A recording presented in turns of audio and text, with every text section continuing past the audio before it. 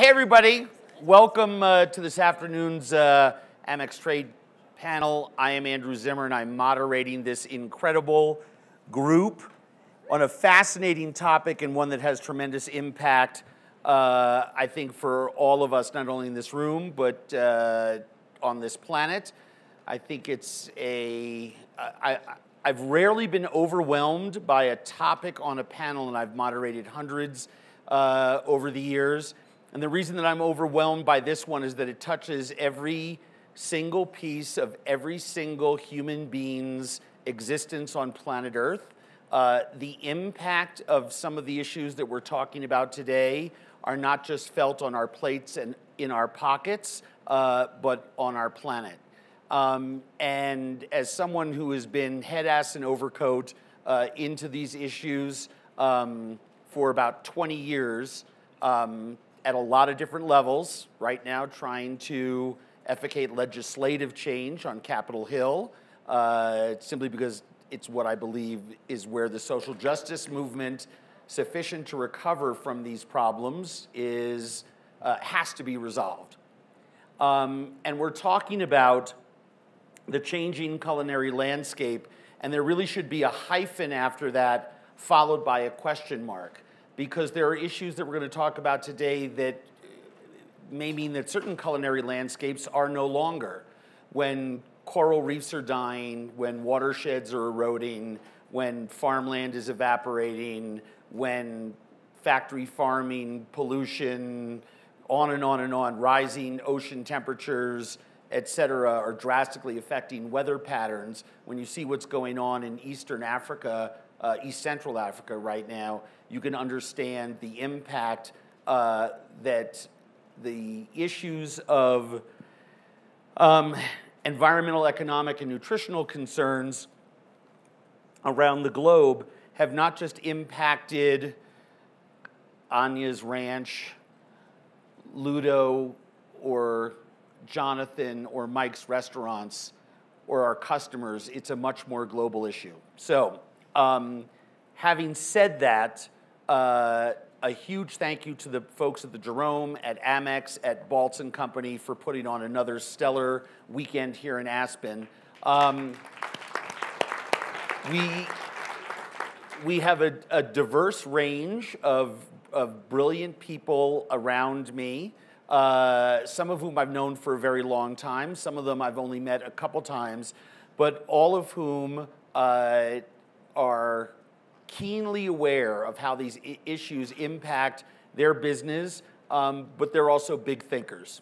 Jonathan Sawyer, to my right, your left, from Cleveland, Ohio, representing Cleveland, Ohio, weighing 185 pounds of romping, stomping pig iron. Mike Latta from Charleston. Lots of bios and information about all the restaurants in your information, or Google that shit. If you don't know who they are, well, everyone knows who they are. From Los Angeles, my friend Ludo Lefebvre. And you have to have a token rancher in the group, but Anya Fernald from Belcampo is here today with us. So, I mean, there's the macro, right? And then there's the micro. And I think I'd love it if we could have a quick personal statement from each of you about how the issues of the physically changing culinary landscape, has impacted your business, because we have businessmen, restaurateurs, and then we have someone who comes at it from an entirely different point of view. And so I'd love to know in your business, and all of you have been doing it for a long time, long enough to see the changes just in the last decade. So let's try to confine it to that so we have some boundaries around this so we don't spill out all over the place. But maybe, Jonathan, you want to talk about in the last 10 years, how it's changed for you, both from the customer-facing standpoint, what they want, Yep. what you're serving them, and actually how it works for you through the back door. Yeah. And, I think maybe my inspiration might help give that a nice backdrop as well.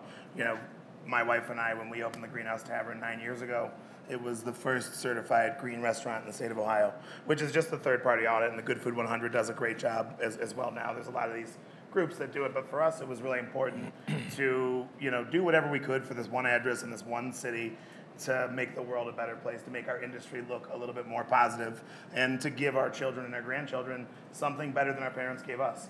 We're oversimplifying it here, but at the end of the day, we started composting downtown, we started recycling downtown, blah, blah, blah, blah, blah, all that stuff. But I think, the backbone of it really was doing, putting our money where our mouth is, doing something, even if it is teeny, in this one space. And like a lot of groundswells, right? It totally has consumed us for the past 10 years. We'll get really heavy soon, but I wanted to start off pretty light. So, a little follow-up to that. I love the fact that you said, because I get asked all the time in response to a tweet or an Instagram, or if I'm giving a talk somewhere, please tell me, I don't know a lot about this. I need one or two things that I can do every day in my daily life that is going to help. Because we can change, I do believe we can change the world one plate at a time, one footstep at a time, and we can all do something to actually prevent our culinary landscape from literally changing too much to the point where we don't have one. So I absolutely love that. And compost, those kinds of things were foreign to the restaurant business for many, many years. A lot of people were doing them at home, those who were socially conscious. And it's great now that restaurants are, do you know how many restaurants in Cleveland now are doing that? Now recycling is the law there, right? No, but there's a stat out there I could probably look wife's up before shaking the her end. head. No, recycling's not the law there. No, it's not the law. Shame. No, and in the beginning, we actually had to carry home the compost, and we had to walk about a quarter of a block away with the recycling every night into a parking spot that we rented to put our recycling dumpster. Yeah. But because of social awareness and social media, there was, about 6 months of us prodding and pressing, and then eventually everything consolidated. But it's still not solved, because every year or two somebody comes in with a different idea or wants to maximize another piece of land, or another tenant doesn't want to start recycling their grease, they just want to throw it in the dumpster. And all these little things that we take for granted that we make as protocol for our restaurants start to get upended. And when we're not there every day to see these little changes happen, it happens pretty quick, and then you gotta put it in the back of your car again until you get the dumpster back. At the Ordinary and at Fig, Mike, so much of what you've been cooking since you opened Fig is tethered to what comes out of the water, what comes out of the field and farm. And I know it's a very, very personal thing for you as a part of your cooking. And so I'm wondering, in the last 10 years, what you've seen, because a lot of positive change has come out of Charleston. It's been a huge influencer on the rest of the country. There's a bunch of chefs down there who have been incredible inspirations, you among them, for taking a stance about some of this stuff and helping to elevate certain ingredients and tell people that this is disappearing long before other voices were saying it's disappearing. So I'm wondering, changes you've seen over the last 10 years in your neck of the woods that maybe inspire you or give you pause still. Well, what you may not know is that I got my first chef job when I was in my early 20s, and I had no mentor, or had not gone to culinary school, or no real cultural cue to cook a certain kind of food a certain way. I just worked hard and was in the right place in the right time. But when I was in a position to create a menu, I didn't really have anything to offer. So I started thinking about, if I want to be a chef and stay competitive, what can I do to put better food in the plate?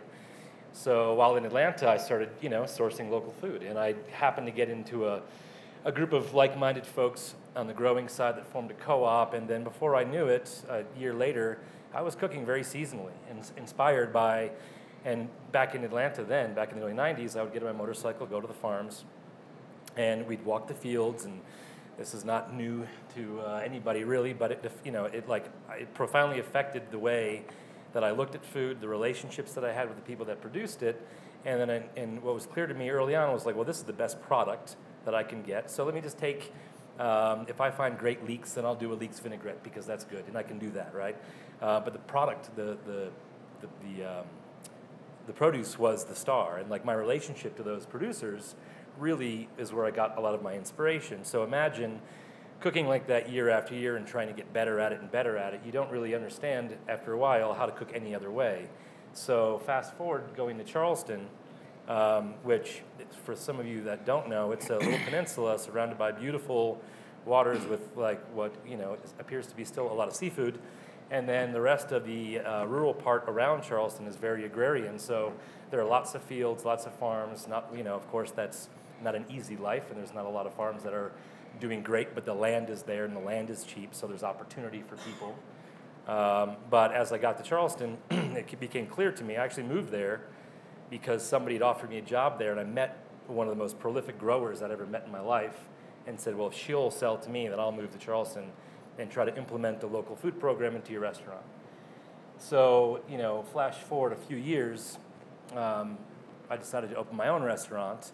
And back then, in Charleston, I would say in the East Coast in general, restaurants were based on proteins and sauces, and quite often the exotic ingredients were the stars. Like, look at this, I can get this Scottish prawn. I can get this, caviar from, the Baltic regions. And, I think we said, well, why don't we celebrate the stuff that we have here, which sounds funny saying that now. But I just took what I had known and what I'd been teaching myself and applied it in Charleston and realized that I was in a very special place. So for the last 15 years now, it's been my job to protect it, really.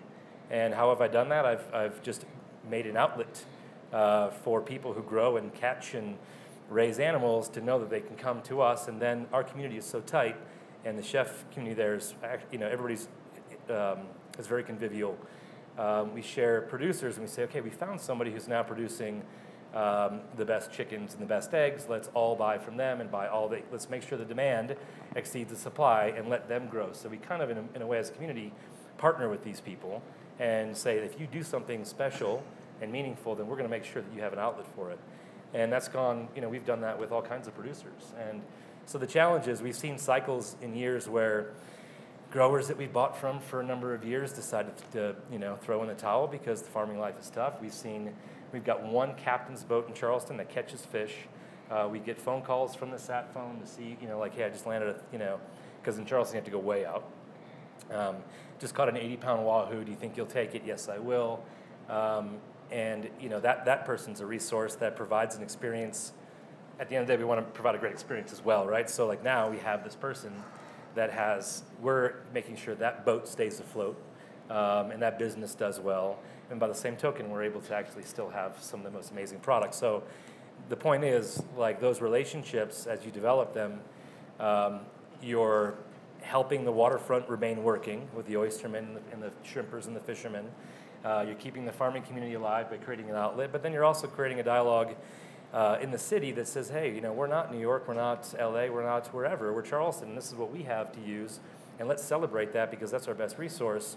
So in many ways, we've banded together through all of our like-mindedness to help our community flourish, but also it also just helps the community look better from a distance. Like when you come to Charleston, you eat those eggs in 7 different restaurants when you're there for 4 or 5 days, you'll leave saying, man, those eggs in Charleston were amazing. And that's happening with all kinds of things that you have. And we all share the top tier restaurants, even the ones, because food's expensive, so it depends on your price point, but it seems our community in general really is in support of all these initiatives. I see Charleston as a grow where you're planted community. I think the chefs there, homegrown, the ones that have gone there and opened restaurants, I think everybody there has sort of gotten behind that idea of supporting everything about that city. I think it's one of the things that makes Charleston such a unique and wonderful and attractive place to visit. It's very cool. Do you see, are people actually talking about that grow where you're planted? I mean, that idea that without supporting those people, because when I was there 4 or 5 years ago, and I went out with a clammer, shrimper, oysterman, and he pointed out to me, he said, to a large degree, the product I can't charge more than I do now, and the price that I sell for has been the same, but all of my costs go up every couple of months, from my kids' school books to the gasoline that I put in my in my putt-putt. So it needs a community to support, it needs a community of guest-facing people to support that community of... Absolutely. So one things that I always say about Charleston is what makes a great food city? And of course, you could say resources, right? Like if you're living in California, obviously you're going to get some incredible produce and other things because it has the climate and it just happens easier there. And Charleston, one of the, if there was like a three-legged stool, and there was an equation about why has it become a food city, well, resources would be one leg, and I think, maybe you could argue talent would be a second leg, but then the third leg would be the clientele and the people that come to eat in the city, because they're, it's a tourist city in many ways. We see like 5 or 6 million people a year, and they're coming there at this point now to dine, so their dollars, they're a little more liberal with their spending. So we have the advantage, which I know, I'm sure in Cleveland it's not maybe the same way, or in other cities where you don't have that kind of influx of cash, where people are saying, I've come here to dine, so I'm not afraid to spend $85 a head versus what in a more, a less, a community like Columbia, South Carolina, you'd be lucky to get 35. So that changes the equation quite a bit. Yeah, but across, you talked about tiers of restaurants across I just got back from there. We were just there. We were there together. Yeah. But across in every strata in the restaurant, where I see everyone there trying to do what they can to support that. And yes, people at the top of that equation, where you are, can do more because you can charge more. But that whole idea of a fair price for good food seems to be pervasive in that city. So, you reminded me of a story. So we influence is what we're talking about, right? And we had a boat. So bluefin tuna is a no-no, right? We had a boat that a boat that was struggling to stay afloat, right? The business was in jeopardy, and somehow they had a bluefin permit, and somebody caught a bluefin that so this is all above board. So however it comes off in the story, they'd gotten the boat and they'd gotten the tuna, and they were going to sell it to us. So they call us and say, we've got this bluefin, and we're like, yikes! If we put that on our menu, we're going to hear from it. So I called the Sustainable Seafood Initiative in Charleston, which is based out of the aquarium, and I was like, listen, I'm having a bit of a problem processing this quandary here. Like, I don't want to support bluefin tuna, but I also want to make sure that this boat, I want to buy the product off this boat. I know how it was caught. It was incidental. And so I ended up buying it. And we talked about it. We said, listen, you have a responsibility to all kinds of things. You can't just be one-sided with it. And often there are cross purposes, and right. It's not easy. And the first email that I got the next morning was, how dare you? How many chefs do you think look up to what you and your restaurants do, but they don't know the story that, we've talked about? Just like, that eventually I spoke to the man about it. And he's like, they don't know the story. And I was like, you know what? I said, it's sticky, and it's difficult, but I know that my intentions are great, and what we're trying to do is good. And sometimes we might make a mistake, but in that case, I didn't think that we did. It was an incidental catch. But so we're aware of the fact that, as a community, what we do is definitely because it's so competitive as well. So if we start using a certain species, other people want to use it, or and I'm not trying to get off topic here, but it's very on topic. Yeah. So So we have to think very carefully about what we do. But also in Charleston, right, there's a ton of restaurants. And one reason why we all still, I think a lot of people are clamoring for the best product too, is because it's competitive. Yeah. And like you said, people are down there, coming down there to eat. And there's a big difference in, people are coming down to eat. I was going to apologize for not doing ladies first and talk to Ludo and keep the restaurant string going, but I think Mike tilted the conversation to a place that I wanted to talk to you about, which is, as a producer of food, as a custodian of land, as someone who is one of those people who is, selling product, concerned with watershed, all the issues sort of converge. You're our representative producer, right? Hearing the two of them talk, I'm wondering what would you want to tell the folks in the audience about the best ways for them to consider their food choices in a way that's supportive of making sure that our planet and those foods are still around for the next generation to enjoy, or maybe just people to enjoy in the next 5 years? Wow, so without being too depressing. yes.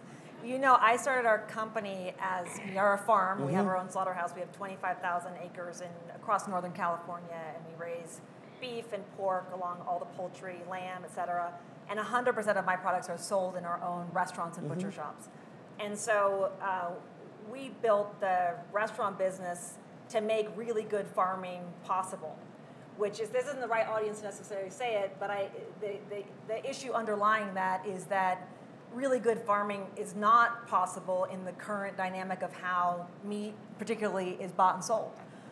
So I spent years trying not to open restaurants initially because it's challenging and capital intensive and extremely high risk exposure.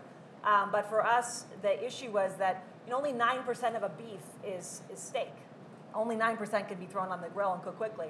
Unfortunately, just the way the market is and the way that Americans now cook, we want stuff to happen very quickly. And so it's very easy to sell that 9%. Well, the way that I raise beef, we're entirely perennial pasture. We're certified carbon positive, Animal Welfare Association approved, organic certified, of course.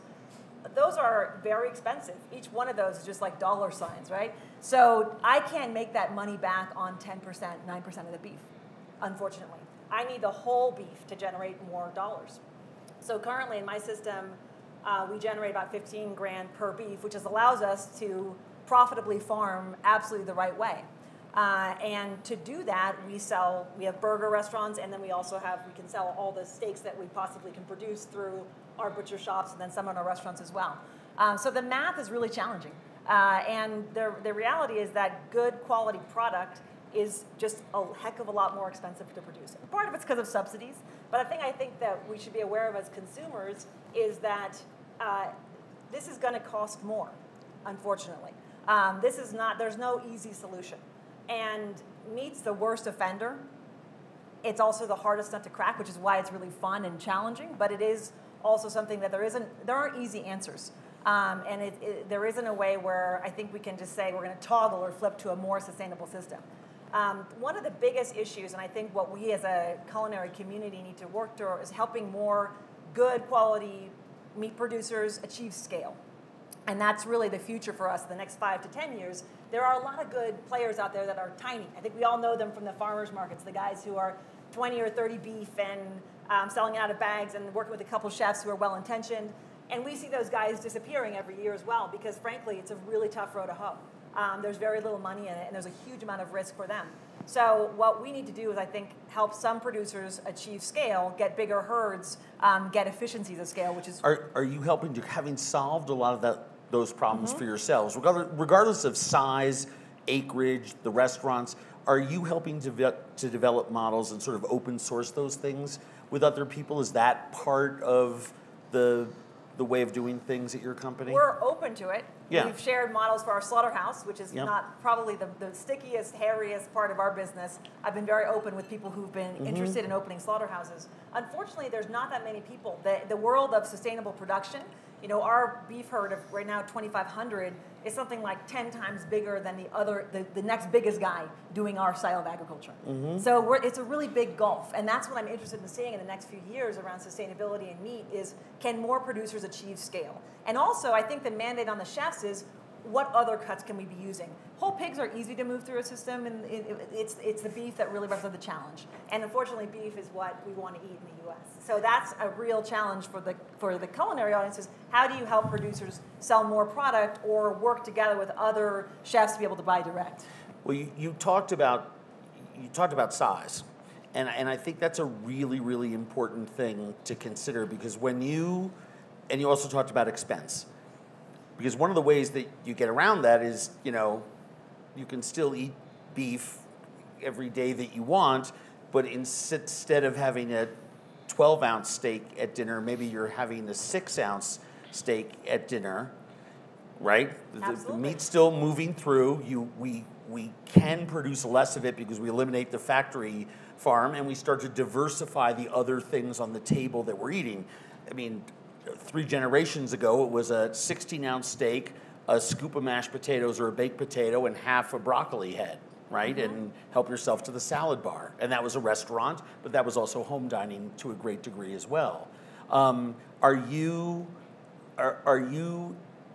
in your restaurants finding that you're messing around with portion and stuff like that too? Portion, and also it's the hangers, the Denvers, the flaps. Sure. I mean, that's really where the money's at for us. And so Right. when you move from just the middle meat, so the beautiful big ribs, that's where you have your most precious steaks on a beef.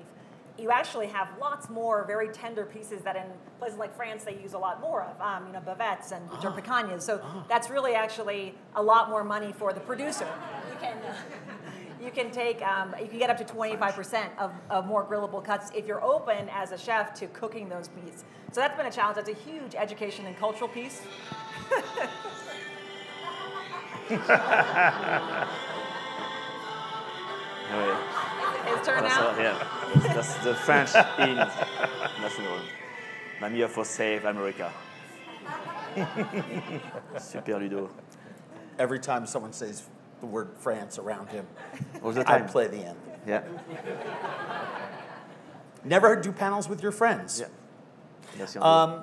No, I wanted to continue with that because it is a great lead-in into what I wanted to talk to Ludo about, because he does come from a tradition where utilizing everything is just how you cooked, right? And it's, I mean, you talk about angry letters. I went and I do stories, in farms halfway around the world, and those weird striated cuts behind the shoulder where there's just two fan pieces of meat, and cut a piece through it on the grill, and I'd rather eat that than anything in the center of the animal. It was just a mind boggler. And then I try to tell people, eat the whole animal. They're these wonderful, funky things, or maybe it's the balls, right? Or maybe it's the scrotal sac, which in Chile is delicious. Don't knock it till you tried it. But the fact that is extreme, and I don't expect Americans to do it, but if you're not trying all those pieces of the animal, right, there's something lacking. And then I get angry letters because I had to take a plane to do it, and my carbon footprint is messed up. Well, it's kind of interesting, the actual math of it. The racks of a beef are like a big slice of bread. You just cut the steaks off of it. You can make them as thick or as thin as you want. All of these other cuts actually require a lot more attention from the butcher. And you only have 2 of them per animal. You have 2 tri-tips, 2 hangers, 2 strips. I mean, these are these flaps here, they're little parts, they're the load-bearing parts of the belly of the animal, and they take a lot more skill. So it's interesting, it's like tied in too to the whole de-skilling of the American meat system. Our system on both ends, we want cheap inputs and cheap outputs. And part of that is just saying, well, out of beef, we get steaks, which come from this one part, and we get grind, which comes from the whole rest of it. We have to push back against that model. That's part and parcel of the agro-industrial system, is believing in the slice of bread steaks, and everything else goes in the grinder. And people, in our shops all the time, butchers come in who've been butchers for 15 years, and they've never seen a Denver, they've never seen a velvet. And these are steaks that our grandparents ate happily. They were considered more flavorful because, a little bit of action. I mean, the actual ribs, those racks of the meat, they're only used when the animal jumps or it mates. And so in exceptionally free-range animals, you get a bit more, aerobic action in there. But in general, a flat iron is hands down way more delicious than a ribeye, I think. I mean, when I do blind tastings, people dig the flat iron. So I think that those are cuts that we can actually make a lot of money off if we teach our teams how to cook them appropriately, how to prepare them, and that actually supports the farmer incredibly. The de-skilling of food in America, I think, it's everywhere from the butcher shop to the public school system where there's no more equipment to cook. I mean, we've actually de-skilled in everywhere along in our food system, which I think is a frightening thing as well. Another reason I think we need to legislate that back into the system.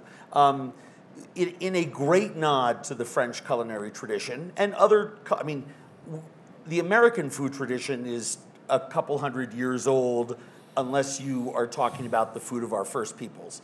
And so we're constantly, I think, having to learn both from our own history, right, as Americans, from the native peoples, and from all the other cultures around the world. And I think Anya brought up a great point that some of this conversation in restaurants in other cultures, from China to France to Senegal to Chile, they laugh about us having to struggle to eat all of an animal because that's just the way it's always been done, from tête de veau to, braising shanks. So And I know that you have, at this point in your career, are trying to push a lot of that forward and get people to consider new things in new ways. So I'm wondering from a cultural standpoint, growing up, and from the idea of what French food represents to what you're doing now with the business in LA, where do you feel the responsibility lies on your shoulders, and what are you trying to do to solve some of these problems that face us? I'm French. I grew up in France. I trained in France. Real French. 3-star Michelin restaurant. And you learn really over there to use everything. You get screamed, you get abused. If you put a little piece of herbs in the garbage, you almost get fired. But the thing I think the most important thing is chefs, we need to educate our clientele how to change their taste a little bit about what to eat. Sometimes all of you, you need to change. That's you guys. No, seriously, I'm serious. Because, sometimes I try to do a steak frit. I sell a lot of steak frit at the restaurant. A lot. And when I opened the Petit Trois, which is a classic French restaurant, I really want to do the steak frit like the French way. What's the French way? The French way, it's with a rump steak. With rump steak, it's a little can be chewy. In France, we eat our meat, a little bit more chewy, and in France, our meat is less fat than here in America. All of you people from America, if the meat is a little chewy, you complain. That's all your fault. I try to change things, but sorry, I'm joking. But at the end of the day, hey, I want them to eat more balls. Yeah, I mean, don't. Not me. Yeah, the scrotum steak did not go But the over thing, well. the thing, for the chef, sometimes, it's when you try to change and use a different cut of the beef, people are not used to eat and less fatty and more tough. People complain, and after you're losing customer, so it's very stressful for us as a chef. It's stressful, madam. Yes. And so now I'm back with ribeyes. Because people complain after the meat is too tough and they don't want it. I'm going to go back to France. No, but I think everybody needs to be responsible. The chef needs to be responsible to really responsible about what we serve, but also the guests too. The guests need to be more open and listen to the chef a little bit and stop to complain, guys, please.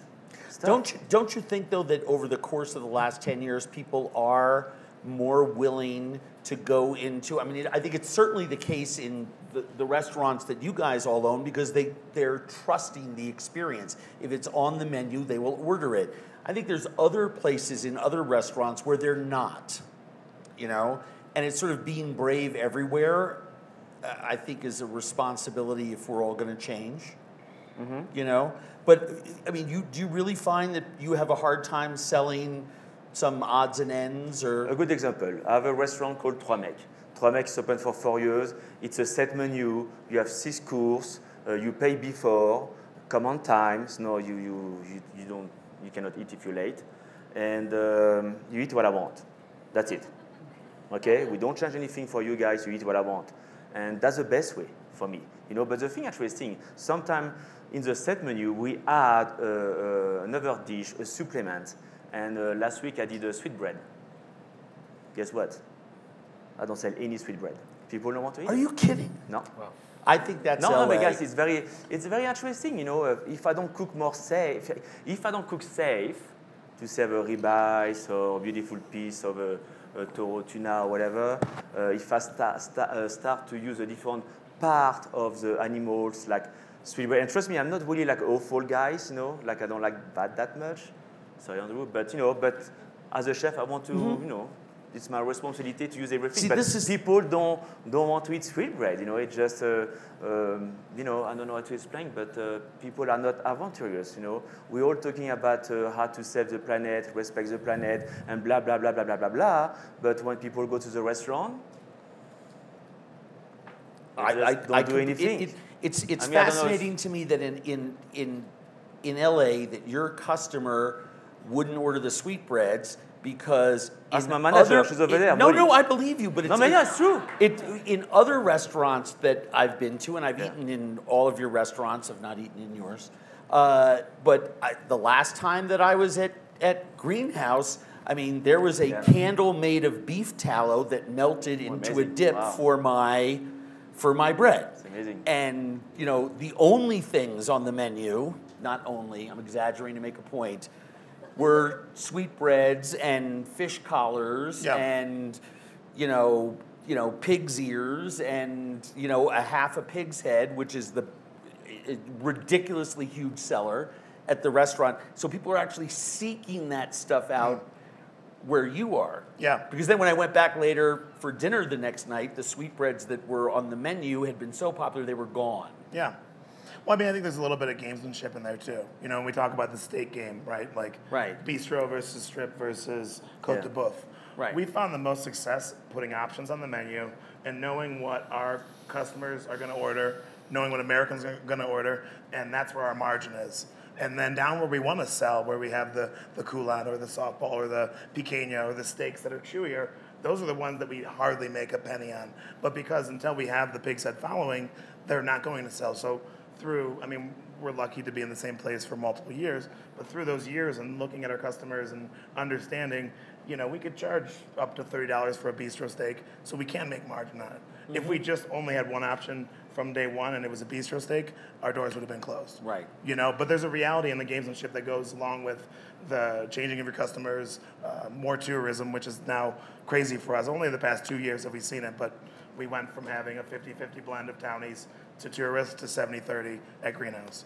That's awesome. And it's an insane stat, but it is interesting to see people coming and spending money now because it does change the P-mix. They all do trust us, but do they trust us as much as our fans for the past 9 years? Right. It really does make a difference. Did I lose me? Yeah, no. The clientele, like I said before, you know, and it's about, you know, I think you can educate your staff to get people excited about trying different things, and I think how effectively you do that increases your chance of selling those things. Mm-hmm. Charleston has always been so good in that respect. So what we would do with steak, we'd get a side of beef, and we would cut it up, and we'd have, you know, of course, the strips and the ribeyes and the sirloin, but then we keep going through the leg and seeing what we could do for steak, and then what we would do is we would say to the server, so we've just gotten a side of beef in from a farm down the street, which is not very Charleston, by the way. There's not a lot of beef there.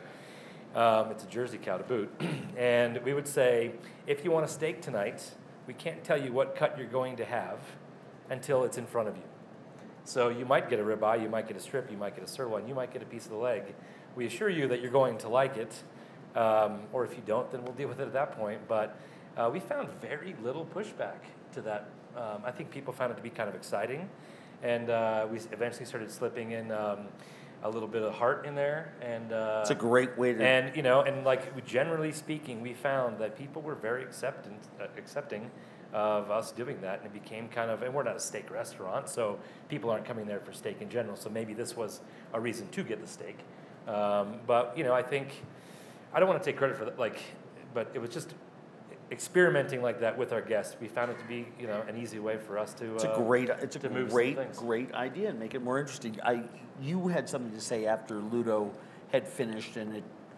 No, building as well on what Mike was saying, it's about setting expectations for customers. Mm-hmm. I think if you say you're going to get a steak and then you bring out a velvet, they're going to be bummed out. Right, and I've also had the experience of trying to present these other steaks on a steak board, you know, like bringing them out beforehand, which is a double bummer. Yeah. Because then they see this little like measly brown thing, and it's nothing like the sexiness of a big, beautiful tomahawk or something. So it's about, you know, teaching your servers also slicing it very thin against the grain, setting the expectations beforehand. Another key thing that we're just building on a lot right now is connecting products to people's health. Tying it into health makes people feel more comfortable about making odd choices. Mm-hmm. That's the biggest driver that I see for people coming in and eating awful. The only thing that gets somebody to jump off into their first awful experience is because like their trainer or they read about it, something connected to personal health and hearing about the micronutrients in liver and things like that. So what we often do is say, you know, our animals get a lot of exercise, they're going to have very oxygenated muscles, they're going to be a slightly more beefy flavor. Setting that expectation really reduces the risk that they're going to be let down. We, of course, still have customers that are let down, but early on we didn't do that enough, and we had a much higher failure rate in terms of just expectations around that product. In terms of skill set and whole animal usage, you know, the amateur saloonists and the explosion of the, you know, legitimate artisanal food, you know, meat preservation arts. I think they are kind of making a comeback, both within restaurants, right? You do your own, Yeah. you know, and you probably buy some stuff from other purveyors, Yeah. right? But setting the expectation, just like everyone's saying, that's the whole game, you know, with that too. Like we koji cured this copa ourselves, but this prosciutto di Parma is from Parma because they do Right. it way better than we do. Okay. Is the basement of your house still filled with vats of vinegar? It's actually in the office now. Okay. Yeah. Just wanted to. Yeah, Just wanted to 3,000 make sure. gallons No, okay. That's good. of vinegar. All right. Don't It's tweet the that. culinary office though. Corporate office is separate, so only us savages who stay in the back have to smell the vinegar. I said that, do you, because now that you have multiple, it's hard when you only have, because Trois-Mec is only 28 seats? Yeah, 28.6, we do like 54 covers every night. Right. So as a multiplier, you have many options for people in terms of dining within your restaurant Yes. world. And Do you have different practices in each of them for how you buy food? I mean, Trois-Mec is a very easy concept. I think every chef wants to have a concept like this. It's a set menu. So, you know, every day I buy 50 fish, 50 meat, 50 onions, 50 tomato. It's easy. So I think it's a gold concept for be responsible and no waste, but also a good concept also to do money because you have no waste too. You know what I mean? It makes sense what I'm saying? I mean, you're. Sorry. No. Yeah. You're very Anya.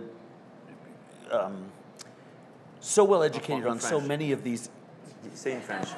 so many of these issues. And I want to talk about waste a little bit because the Trois-Mec model is highlighted for a lot of things, and I didn't know that you were going to go down the there is no waste line because it really is extremely efficient, whether it's labor, electricity, I mean, Yeah. all of it. You here's the expectation, here's what it's going to make, and you could just design for that business. You have your finger in so many pies, and you hear so much from so many people doing it. Do you think that on the waste side, I mean, obviously 40% of food in America is wasted. We hear that number a lot. The vast majority of it before it gets to the consumer. And obviously on the mass production and side, it is where most of it is there. But are you hearing a lot of people talking about different and unique ways that we might reduce that waste, not just with food, but from a restaurant standpoint in how you're doing business? Definitely, it's one of our key metrics for sustainability.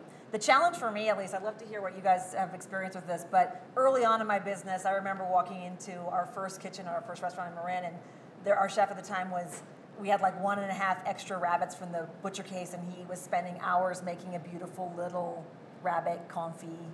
You know, and so the labor costs on this were extremely high. So these sort of customized, this is about to go bad, let's turn this into something else. We've had to develop more and back then my waste numbers were spectacular, but my labor numbers were out of control. So I've learned over the past couple of years to bring in a few one-size-fits-all type of things. Sure. Meatballs and bone broth are really those major channels for us. And so we do now $500,000 a year company-wide in bone broth. In cups to go as well as frozen, and that's something we make in our shops itself, and we then sell, frozen, and then we also make it in our slaughterhouse. So it's been a huge channel for us. Unfortunately, there's a big appetite for bone broth. There's so many great health benefits. We have a huge audience of people who are recovering from cancer because that's one of the areas that's been shown to actually contribute to recovery. So we found a couple buckets that we put all of our waste into, and we've had to cut off I have this one cool thing, I'm going to make this cool thing I read about from France. I'm just saying that so you'll play the song again. Only play it once. Because otherwise he gets carried away and he wants it all the I know. time, and it's like kids should get one ice cream cone. You don't give them like 2 or 3 ice cream cones. But that's been a key savings for me. I still can't achieve the great early numbers that I have, but at least the labor numbers come into line. So Right. you have to kind of walk that. I mean, I'm sure there's always that experience where we're like, we're going to make our own vinegar out of every leftover bottle of wine. In a company like mine, we can't do that anymore. You may be able to, or you may have had that inflection point where you say, hey, that's actually not worth it. Yeah. No, that's true. And every once in a while, we have to take the cook's toys away and say, okay, 5th quarter's gone, or okay, no plasma this month, or no, Yeah. it's you guys have wasted your entire day prepping for the vanity of this one dish that you're going to put on your Instagram, not ours. And it's okay. And I want you to learn, I want you to feel that, but don't clock in if that's what you're going to do. Yes. It's not a big deal. We're here. I used to do it all the time, you know, but I wouldn't, well, it was different labor laws back then, but, you know. I know. It is a balance, and chefs have to look at every single thing. The issue that Anya brought up in terms of the waste, when you get that 50-pound wahoo, is there someone there who's lucky enough to get the roasted head? Absolutely. Yeah, so well, fish is interesting because it's quite as difficult. It's easy to use the whole thing, you know, but when it comes to like roasting the cheeks, or some people call them throats, to making a tureen out of the head if it's from a bigger fish, it depends on the quantity of fillet that you go through, you know, versus the bones that it generates. But again, it's not difficult to reimagine. Like for example, with the wahoo, we will cut the fillet, we'll hover above the bone, an extra half an inch or inch, not an inch, but maybe a half inch. And then when the carcass, if you look at it now, you get this big carcass right now with a decent amount of meat on either side of the skeleton. And then we'll cut it straight down through the spine, and we have wahoo ribs. Oh, nice. And so we'll grill those off and sell those. And normally, like, you know, it's mostly bone, but there's great meat on there as well. And the fillet is so big that we can still make steaks out of the rest of the animal. I was in Mississippi, and there's a buffalo fish. It's prevalent in the river, easy to pull out of there. Some people say the meat is too soft or too mushy. I mean, I think it eats like black cod. There's ways to firm it up, technique, using a little salt. I mean, Japanese techniques, salting and drying the fish for a day before using it. But I ate the buffalo ribs, which is the famous, wonderful part of this fish, and I believe where it gets its name. And the guy who was buying them, or was fishing them, gets about $1.50 a pound for them. And he stopped pulling them in when we got to about 80 fish because he said he couldn't sell any more than that, right? Which was very smart. Why truck around fish? So he knew that he could sell those 80 fish and that couple $100 that day, minus the cost of his one mate and his gas and whatever was, you know, what he lived on. He did it 5 days a week in his little, 20-foot runabout. And I ate the fish and it was just spectacular. I mean, he made it there on a little Coleman fire. You know, he fried the ribs. They were delicious. Fried up other pieces, sauteed another piece. But I learned so much from him that day. And I felt that it was the responsible thing to do to tell that story, right? Do you sometimes get torn between the stuff in your restaurants that you know is going to sell versus the stuff that you feel responsible to selling? And is that just another extension of the education pie for you guys? I mean, everyone's talked about educating the consumer, and we're going to do questions in a little while because I want to know the struggles that you guys are having with your customers. I mean, this is a B2B experience here. But I'm just wondering how you balance that in your restaurants. If we could do that fast, and then we have 15 minutes for questions before we all head over for drinks and snacks together. Well, we started selling dairy cow about 2 months ago, and what we've sort of been going through How is... old was the animal? Just over 2 years, not quite 3 years. Okay. So we can't get anything that's off the spine just because of... Yep. We don't have time for this, but we can cover it later over there. So we can't sell anything right off the spine. But I found the meat to be unbelievable. Yeah. It's 100% pastured, no grain whatsoever. Within 100 miles, killed within 50 miles, Temple Grandin approved, blah, blah, blah. Yeah. But at the end of the day, all that stuff comes in, and I eat it, and I know it's delicious. But if I'm calling it a dairy cow, it has zero chance to sell. You know, so how do I get that verbiage into a place where it's somehow recognizable for you, but also powerful enough that our servers can use it? Like, how do we get them into place? Do we say Holstein? Do we say vintage cow? I mean, we throw all these ridiculous words at the board, and we're like, we got to pick out 2 or 3 of these are going to work. Somehow it's going to sell, because I know the moment you taste it, you're going to order it again. And, we did end up saying Holstein, and it's not probably the best way to do it, but just like trash fish, it didn't take off right away, but at some point there was enough momentum behind the word trash fish, embracing the awful name, and just running with it. So, regardless of what the verbiage is, each restaurant has their own sort of responsibility. But I've always found it about the point of sale more so than anything else. Yeah. That education piece is important. I think we we take what's available to us, and then we, basically, it's a chess match to how we sell it. And of course, the better cuts we charge more for, and the things that we need to move, that our margins are so great because we price everything on the better cuts. We slide them in wherever we can, but so I don't necessarily feel like I'm challenged to move through the things because we find a way, like, for example, maybe we just do a beef stew or something like that, and then we don't name the kind of, cow it's from. Or Right. We try not to, we feel very lucky, like I've said already 3 or 4 times, to be able to express all that we do and the ingredients that we use. And we talked about trash fish a little bit. It's like, the first thing we say is, like, it's not trash fish. The reason why it's called that is because there's no commercial value for it for the fishermen over the dock. All right, so they throw it back or they give it to their friends or whatever. But it just so happens that we just haven't discovered the species yet as a community, and we've discovered so many of these now that have gone on to be like very popular and now expensive species that are now regulations are out there to to put moratoriums on them. They have seasons now because they're catching so many of them. So yeah, for us it's a chess match, but I think the things that we use, we just figure out ways to. I'm stunned at the old cow. I mean, and maybe I'm just the absolute worst person to consider these ideas given what I do for a living. But I mean, all over Europe, the hottest thing right now is 8 to 10-year-old dairy cows, extreme aging. And you just cut a piece of that meat with a little bit of the yellow fat on it, and you just hit your hand on the cutting board and smear it and pick it up and sprinkle it with salt and you eat it. And it's beyond delicious. I mean, beyond delicious. And it's a way to again, use everything even at the end of its life. It has to catch on here because the product itself is so amazingly delicious. Well, and our cats and dogs are eating it right now. Like 70 I say, cents a pound for those old dairy cows. Chef, it's our job to educate people. And I think chef, we should educate more people, like create event and try to cook this piece of meat we don't use that much and really cook for people as a good price. Sometimes I was asking myself, it was like 3 months ago, I was saying, why Trois-Mecs is closed Saturday and Sunday. Okay, it's a very French restaurant. We don't work too much. We close the weekend. It's very French. But I say, why not to open maybe one extra night and try to make the restaurant very accessible to people and half price and try to attract people to try a different cut of the meat, or more the meat, not the fish, but like an experience for people, but be very accessible.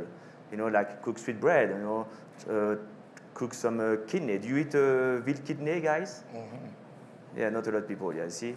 No, but it's that, because I'm sure also you never try that. How many people never eat veal kidney, never try it? No, it's not a shame, guys. It's okay, it's not a shame. But we need to educate people. Chefs need to be more accessible and create events like this, to educate people. Because it's not your fault, guys, in America. You're just a young country. You never really have a war here on your soul. I remember my grandma. My grandma, she did the World War II, and she was a prisoner. And trust me, she was cooking everything. They have no food. Mm-hmm. And I think it's that we need to focus more in America to really, really focus the chef to really educate people and let them trying things because it's not your fault. You never try that. I mean, I don't know how to explain that, but the solution too, guys. We should have a good solution. I want you to have. We're going to find a new protein, and we're all going to do insect. Insect is the future, madam. Are you talking about saving the planet? There are some that are very good. We need to try to eat insect, madam. Madam? Yes. Madam? There are no cameras in the room, ma'am. Or you're going to eat some Rocky Mountain oyster. Whatever you want, madam, but we're going to save this planet. Oh! How about you? Perfect. But by the way, at New York City Food Wine Festival 3 years ago, I insisted this woman come up who was doing the same thing and tried, I forget what it was. Oh, it was ox heart. I had a giant ox heart, and I was slicing it and touching the coals. I said, you have to try this. She's like, no. And I'm like, yes. And finally she screams, I'm a vegetarian. I felt horrible. Yeah, I won't just only for a minute or two. But I want Anya to have the last word, then we got to go to questions. We've talked about a lot of solutions, a lot of issues that came up. I opened with a very large statement about a system and a planet that was sort of imperiled. Can you sum up briefly before, no pressure though, before we go to questions from the audience, and then 11 Madison Park has a lovely little cocktail hour with snacks set up for all of us that way, and there will be human arrows directing you to the, a new term I learned today, human arrows will direct you to where you need to go. But as someone who's got the restaurant and the ranch, and has the land and the water that runs through it, you know, what happens if we ignore all these, what I call kitchen table issues? What happens if we don't legislate a lot of wellness back into our system? What does our future look like when you put on your least rosy pair of sunglasses? I think about chickens, and I think about, you know, our birds take 11 weeks to come to maturity, a Cornish cross. We raise Cornish cross and heritage. Mm-hmm. A regular confinement bird takes 4 weeks. The only difference, they're both eating grain. Chickens naturally eat grain. We feed organic grain. Tyson feeds grain and other stuff. But the difference is antibiotics. So I think that's one really salient thing to think about. You're not using hormones or any type of growth things to make chickens get that fat that fast. You're just using antibiotics. So think about the fact that 2 miles away from any factory farm, humans there have like 10 times the antibiotic levels, tetracycline, in their bodies just from what they're spraying into those chicken houses 2 or 3 miles away. So start to think about the human ramifications. You can't just create a world of super fat animals and then be surprised that we humans are also becoming super fat, right? These are all, we share 99% of our DNA. The same things that hurt them hurt us. So there's a huge human impact that's, I think, massive, and that's already happening, that we don't have the science all there to draw the connections, but it's there for any thinking person to see. On the environmental side, it's horrifying to look at the way that I think beef has been vilified, but successfully so, because real confinement beef is actually a very, very bad actor in the environment. You look at the carbon data, and it's no doubt that we need to raise different types of beef, and we need to eat less of it when we do raise it responsibly. So between those two sides, the environmental side and the human health side, it's a pretty bleak picture. And it is the key point right now in food systems change, right? It's the pivotal moment on the human side and the environmental side. So I do think that there's been an amazing couple decades right now, I think starting in the 70s with Back to the Landers and farmers market farms and people sourcing directly and lots of great produce companies. So this whole road has opened up around responsible sourcing in a lot of different areas. Eggs are also a tipping point. You guys both mentioned eggs, and that's something that's just now pushing into the mainstream of really high quality eggs. Protein's the next frontier, and we have to advocate for better quality farming, and we have to be the buyers that can help those farmers survive. Questions from you guys? Sir, the microphone will come to you. Oh, we have one there, sorry. Hi there, I'm Kate. I'm sitting here with some fine folks from Denver and Boulder and all facets of the food world, B2B as well. So many things I want to say, but as a person who focuses a lot on brand and PR, don't judge. I hear a lot of functional attributes and functional reasons why consumers should make this discursive shift. Chefs should accept this en masse. But if I had to ask each of you, what are some of the emotional touch points, because we know the brand lives both in the heart and the head of a consumer, can you speak more to the love of why consumers should glom onto this versus you have to, you must change? You know, thank you.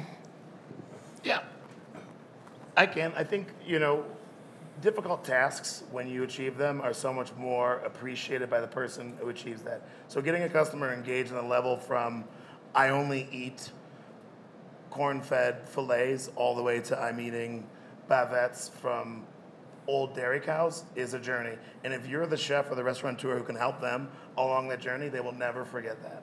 Right? You know, I'm lucky that I grew up in a house that's very frugal. I understand what to do with bread heels.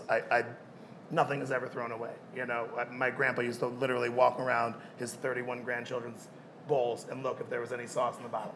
And you would not leave the table if it was salad dressing or sauce or anything until it's all gone. So I have that ingrained in me, and I try to do it with my kids and my cooks. But I think when you take a customer on that journey and they learn to trust you, that's when you really can see it affect, the entire world. And that is love.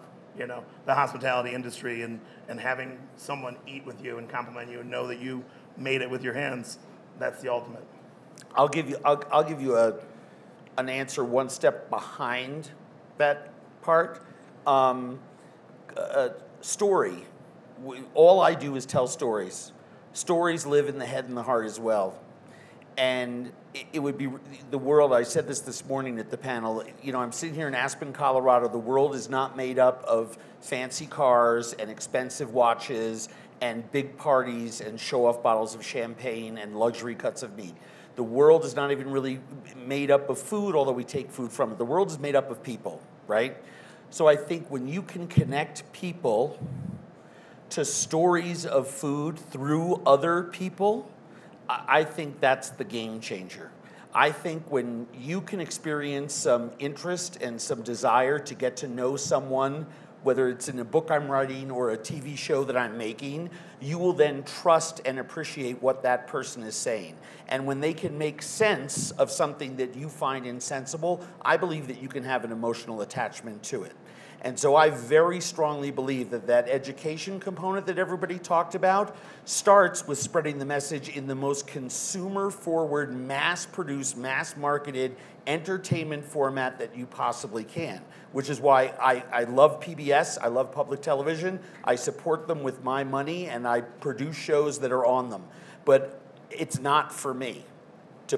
I need to be in the biggest audience possible to get you to love that little tiny grandpa from that little country in the middle of where the fuck it stand, who sits there and says, I grow everything myself and I eat everything myself seasonally, who lives in a way that is impossible for all of us to, simply so you can have an emotional attachment, so that when you see salami or sweetbreads or half a pig head or a fish head or a cut of beef that you've not seen before, you're going to be more willing to try it. And I think it's storytelling. What's the next question? Hi. I'm a chef from Colombia. I've been in this country for around 9-10 years. There's a part of Colombia where we get our beef from, and it's in the coast. There's a salinity in the humidity in the air that somehow gets transferred to the grass where our cattle is fed. And you can almost taste that in the cattle and the beef, and it's like naturally seasoned, and it's beautiful, it's delicious. Now, when you come to this country, you get mostly, more commercially, I guess, grain-fed beef. For us in Colombia, and I guess in a lot of other countries, when we come here, where we can tell the difference. There's a dramatic difference between grass-fed and grain-fed. Is there a biological, physiological benefit to grass-fed versus grain-fed? I do know that it boils down to the personal preference, the taste for each person. For me, I'm conflicted because I have both. I come to this country and I taste your beef and it's delicious, but I do know that grass-fed has a bigger power in this country. And I think this is more for Anya, but I would appreciate all of your opinions. Please. So the question is, does grass-fed have a health benefit? And the health benefit is around the ratio of omega-3s to omega-6s. Omega-6s are fats that are found in seeds. Omega-3s are fats that are found in green leaves. In an ideal human diet, we're supposed to get a 1-to-1 ratio of omega-3s to omega-6s. In the American diet, we have a 1-to-20 ratio of what's available to us. So that means on every day, what you see in your caloric availability is 1-to-20. Typical corn-fed beef is a 1-to-15 ratio of omega-3s to omega-6s. A typical grass-fed beef is a 1-to-1 or 1-to-2. So that's the major answer. Why do you want to get more omega-3s compared to 6s? It has to do with how your body reacts to these seed-based fats.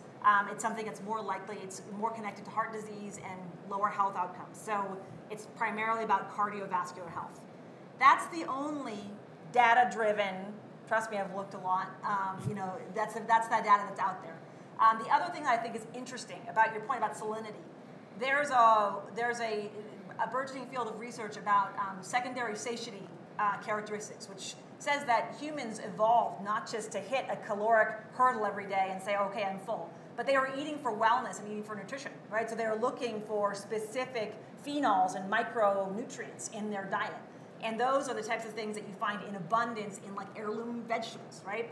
And you find more of those in traditionally raised animals. So you have the experience of like you can eat a big doughy chicken breast somewhere and you're still kind of hungry, and then you eat like a leg of chicken in France and you're somehow full, right? You eat less of those things and you feel full. It's because our bodies have evolved to not just feel full based on calories and fat, but to make sure that we're getting full nutrition. And so those grass-fed, traditionally raised animals have more of those indicators of satiety for your body. So that's a newer area that I'm really excited about learning more about. But the documented research is the 3-to-6 ratio. Grass-fed wins hands down always on that. Yes, sir.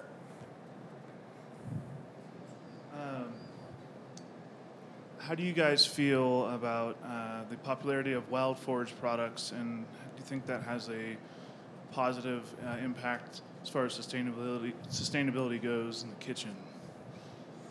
What, are you sourcing any wild foods and wild foraged foods? Not wild forage. I mean, what is wild forage exactly? I mean, Fish, yeah. mostly. A real soft crab. I mean, it's Ah, hard. okay, I think It's you- hard yeah. where you. It's hard where you are, but there are people. I mean, you know, Jordan Kahn, who's a Food and Wine 10 Best this year. You know, huge forager. Yeah, I mean, I don't forage for herbs or whatever, but I forage for wild fish, yes. I mean, I just buy wild fish. Yeah. Fantastic. And I buy them from East Coast, but also sometimes I feel bad, but I buy them from France too, because they're the best. We don't. We don't forage because I think you have, in the restaurant business, you have to look at where your money's best spent, and like to have somebody come to the back door to give us, like I think you would have to want to do it yourself and integrate it through your menu, which I don't have time for, and I don't know many chefs that do. But I'd also rather spend my money. Well, so that stuff comes in the back door. Sometimes it's not that good. Sometimes it's not that much of it. So you end up making the purchase, then cutting the check directly to the person, and you only get a little bit, and then you spend time thinking about how you're going to use it. So unless you're all in, I think it's difficult to integrate that into your menu. And you know, I'd rather have a relationship with a farmer that's going to, you know, that we're going to, you know, figure things out together, and we're going to have a mutually beneficial relationship. And I agree with that. The farmer, though, or the person, or that food producer that you're working with, can accumulate product themselves. New meats, wild meats. I mean, one of the things that kills me about eating in America is that in all the other countries in the world that I go to, and there's lots of them, wild food can be served in the restaurant.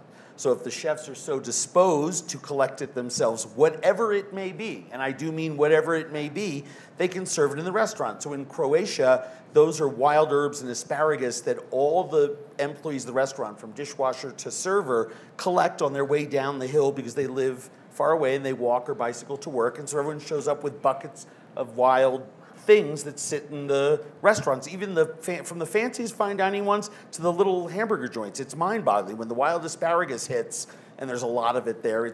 There's just buckets of it everywhere all over the city. But I think that also extends to small little animals and critters and things like that, just like small little fish with the heads on it.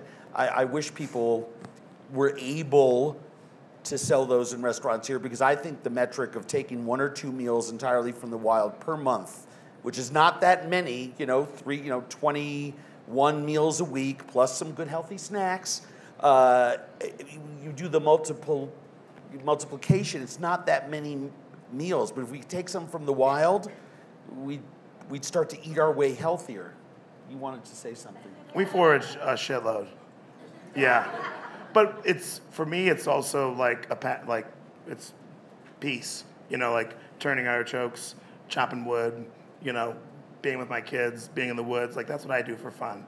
So when I do it, whether it's sumac or ramps or mushrooms or, shagbark hickory or whatever it is, it's just enough to maybe have a meal or two myself. But I think the interesting part is the beginning of his question is something that I agree with wholeheartedly. And it's one of the few areas of food where we're ahead of the curve, meaning with legislation now, we could affect sustainable foraging food forever, right? It'd be too hard to turn the clock back. There is some points, and there are ramp fields that I know of that are just decimated from savage young cooks going out there and taking up the entire crown. Same thing with wild asparagus, same thing with sumac. There's some invasive species that we like to do it to, but there's no information out there, especially in a state like Ohio, that's, arcane to say the least when it comes to that kind of policy. So it's very black and white. If you pick it, you cannot sell it. If you kill it, you cannot sell it. So when we serve, bow slain venison and we sort of wink at you at the table, then, that's something that we do at a risk at one of our restaurants. But it's unfortunate that it has to be a risk. Why, are there cameras? Are we recording?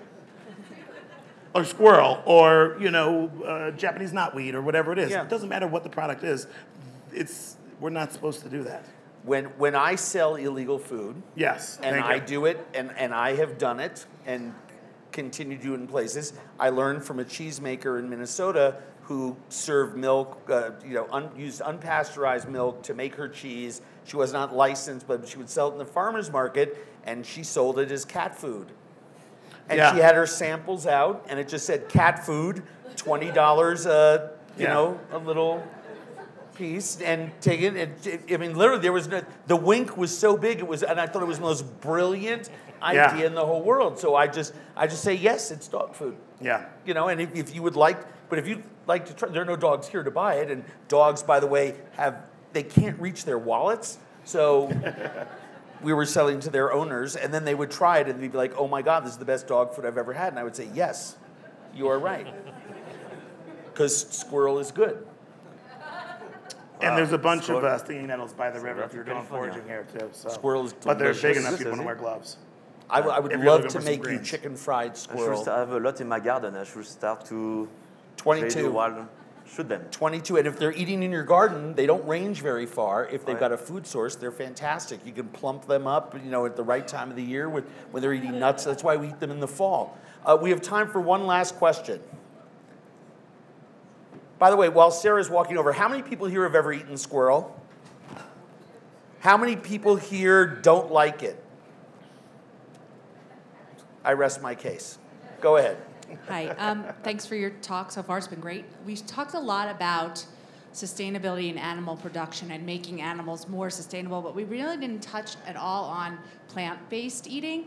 And I'm really curious about what you're seeing in your restaurants in terms of, is it harder to get consumers to eat cuts of meat that they've never tried before, or is it harder to get them to eat something new and interesting and plant-based, whether that's a meat analog or a completely vegetarian menu item? Want to start? It's funny because I feel like I'm the only guy up here without that many challenges with my restaurant. If you bill it as vegetarian, it's totally different, in my opinion. It's an alternative.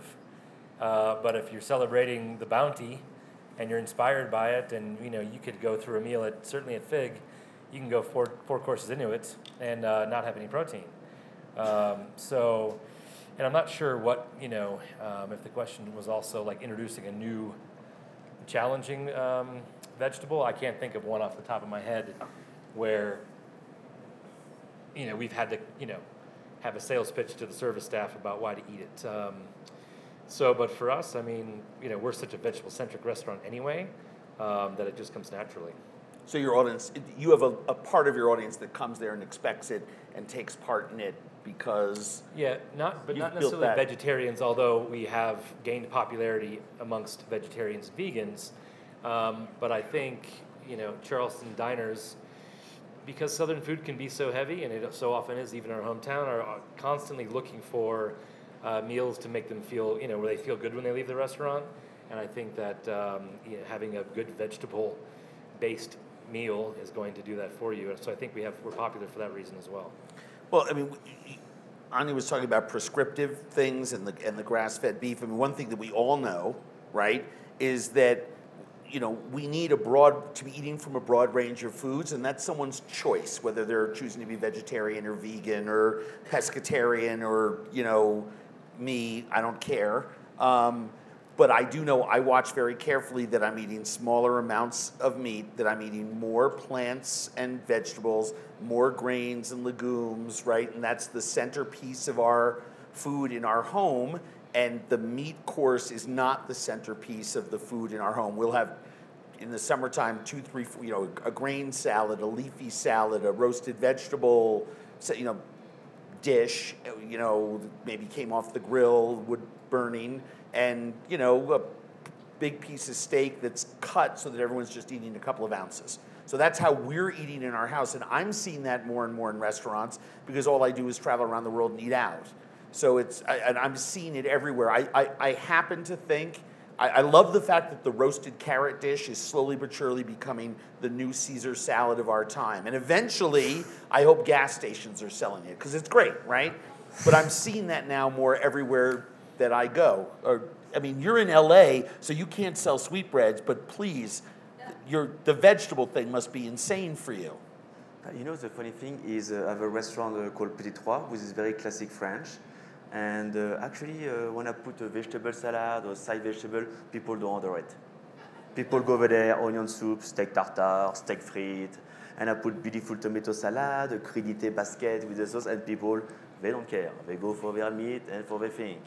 Don't think LA do you want to know what it is? I just figured it out. You are so purely French. You're more French than any French thing in France, and you have become a victim of your own French success.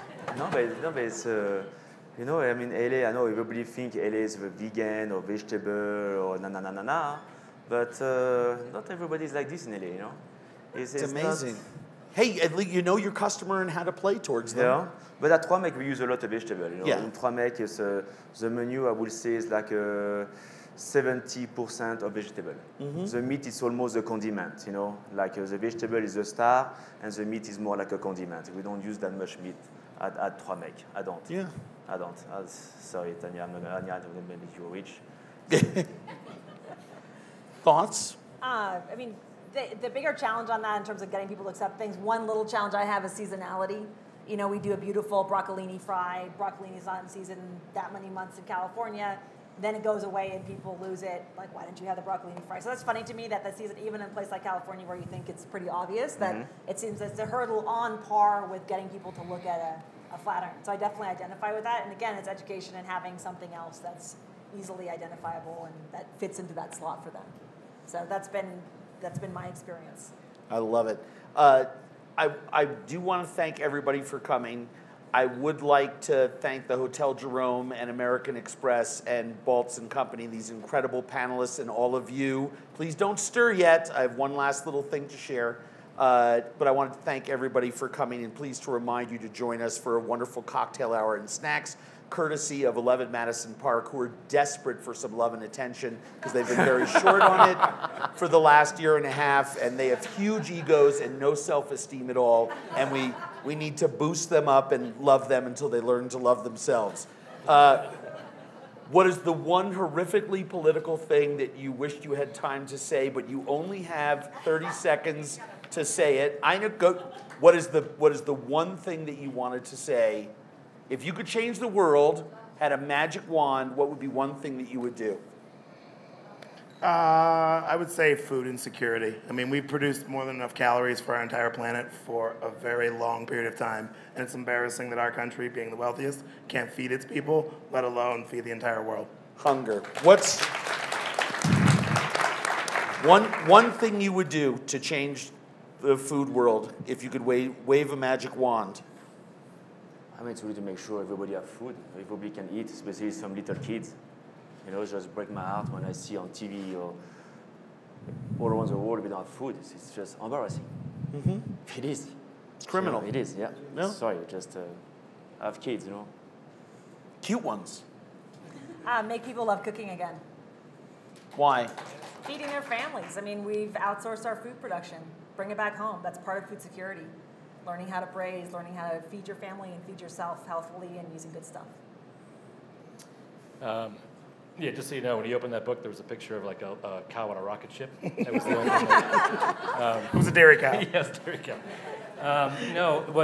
So thinking about what we do on the coast and how little we deal with beef, One of the things that is very obvious to me, if I had Anya in my backyard, we could move mountains, I think, in the things that we were talking about today. But the government shut down all the processing plants, so it's discouraging for people to even raise animals anywhere near where I live, because they've got to drive 2.5 hours to the same guys. So we're so disconnected from the source at that point that we don't have the kind of dialogue to really make that big of a difference. We're just buying the packaged meat for the most part already, and it makes it very difficult to affect change that way. I think for me, because I think it touches all of those things, it was going to be my answer anyway. It's not a wraparound because I hate people who do that. It just disgusts me. But eating well in America has become a class privilege because folks are time poor, so they can't be in the kitchen. They're, dollar poor, so they can't necessarily feed or have to make decisions between skipping a meal and medicine. It inhibits access. I mean, we have double income families with children in America who are working hard who can't afford the basic things, and it's people ask me all the time, are you embarrassed then, feeling the way you do and with as much advocacy as you work on these issues, to come to a place like Aspen? And some of you may go home, and maybe some of you in your business, and whether it's friends or business people, may encounter folks who say, well, what a snobby, half percenter sort of thing. And the way I respond personally to that, and I wanted to close with this, is that the stuff that we learn and that we talk about here, it's just why I love fine dining. It's the tip of the spear. And eventually it comes down and it's converted everywhere.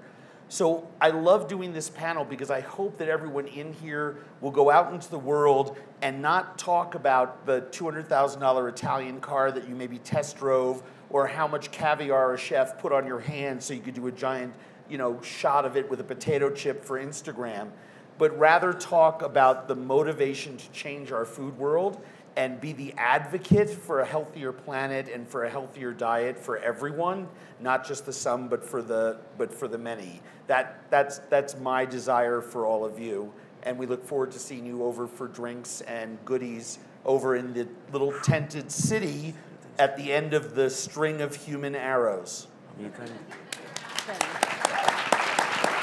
Does it have a name? It has a name. It's Theater Aspen, and it's literally, you go right around the Hotel Jerome, cross the street. You could cut through the soccer field if you want, right there. We have wines from our friends at Scarpetta and Squadra, Long Meadow Ranch, and a little-known restaurant in New York City. So serving fried chicken and lobster rolls. So join us. Thank you, guys. Thank you, everyone.